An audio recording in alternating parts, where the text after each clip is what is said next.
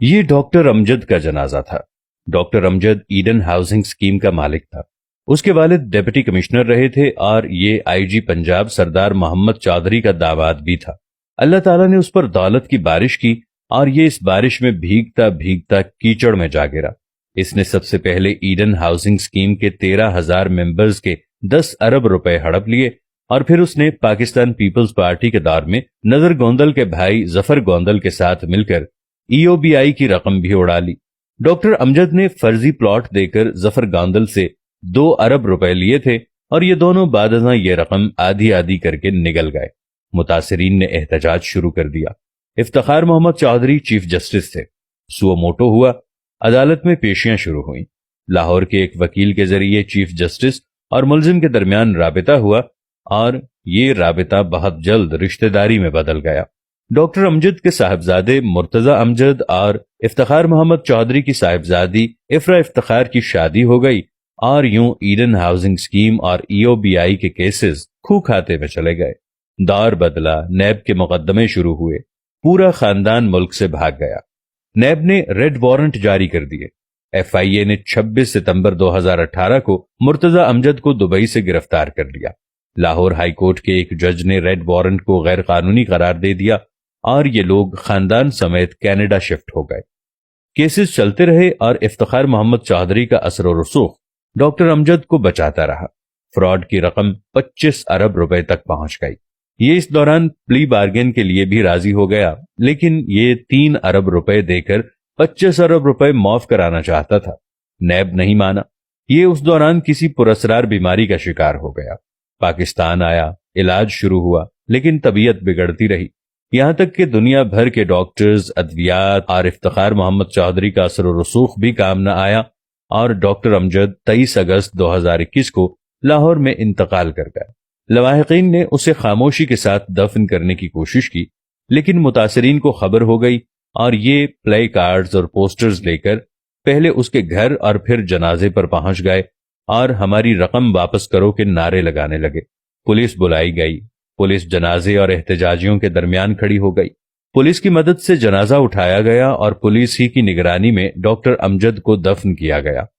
پھر اس واقعے کو 8 دن ہو جاتے ہیں، لیکن متاثرین اس کی قبر پر بھی آتے جاتے ہیں، جس کی وجہ سے خاندان نے وہاں گارڈز کھڑے کر دیے۔ یہ انتہا درجے کا عبرتناک واقعہ ہے، لیکن آپ اس سے بھی بڑی عبرت ملاحظہ کیجئے۔ ڈاکٹر امجد نے جس خاندان اور جن بچوں کے لیے 25 ارب روپے کا فراڈ کیا تھا، وہ جنازے کے وقت کینیڈا میں بیٹھے تھے اور ان میں سے کوئی شخص اسے مٹی کے حوالے کرنے کے لیے پاکستان نہیں آیا۔ یہ واقعہ دولت کے پیچھے باولے ہوئے بے وقوفوں کے لیے نشان عبرت ہے۔ یہ ثابت کرتا ہے کہ انسان جب ہوس کے کیچڑ میں گرتا ہے تو یہ پھر انسان نہیں رہتا، یہ بدبودار کیچڑ بن جاتا ہے۔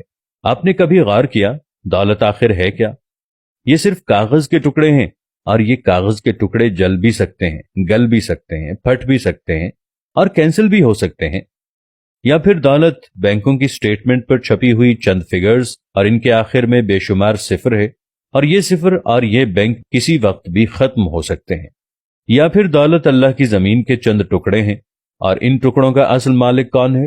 ہمارا رب، اور یہ رب جب چاہے اپنی لیز جس کے نام چاہے شفٹ کر دے۔ اور بس سوال یہ ہے، ہم پھر پرائے مال کے لیے کیوں باولے ہوئے جاتے ہیں؟ ہم زمینی ٹکڑوں، بینکوں کے زیروز اور کاغذ کے نوٹوں کے لیے بددعاؤں کی فصل کیوں بوتے ہیں؟ ہم لوگوں کی آہیں، بددعائیں اور لعنتیں کیوں اکٹھی کرتے ہیں اور کس کے لیے کرتے ہیں؟ ان کے لیے جو ہماری آنکھیں بند ہوتے ہی ہمارے مال کے لیے ایک دوسرے کا گلا کاٹنے لگتے ہیں، یا پھر ہم سے ہزاروں میل دور بیٹھ کر ابا مرحوم کہتے رہتے ہیں اور ہمیں دفن کرنے پرائے لوگ آتے ہیں؟ میں اکثر اپنے دوستوں سے عرض کرتا ہوں، آپ کی عمر اگر 50 سال ہو چکی ہے تو آپ پلیز اپنی چارج شیٹ سے گناہ، حرص اور فراڈ کو خارج کر دیں۔ آپ نے جس سے معافی مانگنی ہے مانگ لیں، جس کو جو دینا ہے دے دیں، اور جتنی توبہ کرنی ہے کر لیں۔ آپ کے پاس زیادہ مہلت نہیں ہے۔ زندگی کی رسی کسی بھی وقت کھینچ لی جائے گی، اور آپ یہ حقیقت جتنی جلدی سمجھ جائیں آپ کے لیے اتنا ہی اچھا ہوگا۔ اور آپ یہ بھی جان لیں، چیونٹیوں کا اکٹھا کیا ہوا رزق ہمیشہ چوہے کھاتے ہیں، لہٰذا خدا کے لیے چیونٹیوں کی زندگی نہ گزاریں، اپنے قد سے بڑے دانے نہ کھینچیں اور اپنی ضرورت سے زیادہ جمع نہ کریں۔ آپ کی حرص آپ کو جینے نہیں دے گی، اور آپ کا جمع کیا ہوا پلے کارڈ بن کر آپ کے جنازے کے آگے آگے چلتا رہے گا، جبکہ آپ کی ہوس کے بینیفیشری 5-10 ہزار کلومیٹر دور بیٹھ کر اپنے دوستوں کو مائی ڈیڈ پاسڈ اوے کے میسج کرتے رہیں گے اور ان کے دوست او کا جواب دے کر پارٹی میں مصروف ہو جائیں گے۔ چنانچہ رک جائیں، آگے کھائی ہے، اور اس کھائی میں ڈاکٹر امجد جیسے ہزاروں لوگ گرے پڑے ہیں۔